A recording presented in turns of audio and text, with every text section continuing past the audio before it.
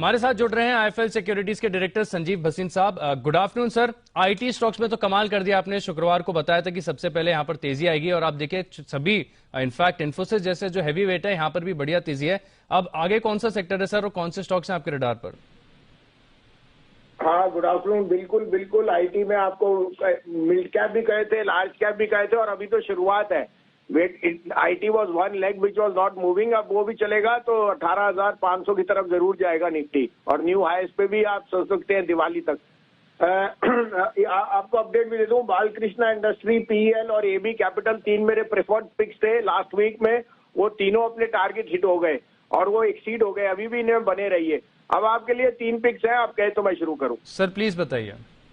तो देखिए, mid cap IT में सबसे बढ़िया शेयर अभी भी मैं सोचता हूँ कोफोर्ज है। एज ए डिस्क्लोजर ये हमारे पे 32, 32.5, 33 में हमने इकट्ठा किया है। इसका टारगेट तो 4400 का है, लेकिन अभी आप 3600, 3620 में लीजिए। Stop loss of 3520, target of 3800। Coforge can be a huge out performer in the sense के उसके जो बिजनेस प्रोफाइल है and the numbers will be very very strong this quarter, जो परसेप्शन थी। Plus, they have a direct hedge against the dollar, so they will be the biggest beneficiaries because they don't have much exposure in Europe. दूसरा pick है unquestionably PFC. The power lenders are in a very sweet spot. Cost of lending for them is the lowest और assets are doing extremely well क्योंकि power distribution companies, power boards, return of capital is very strong. 8% इस पे अभी भी dividend yield है। 15.5-16 में लीजिए। Stop loss of 12.5, target of 125। और थर्ड मेरा फेवरेट गोदरेज कंज्यूमर, मैं 650, 700, 750 से कहते रहा हूँ। गोदरेज कंज्यूमर इज का largest business globally is in Indonesia और इंडोनेशिया अगर आप देखें तो एशिया में one of the best performing markets है और उनके जो टारगेट है वो हाई डबल डिजिट्स में अब वो कह रहे हैं इंडोनेशियन बिजनेस विल डू।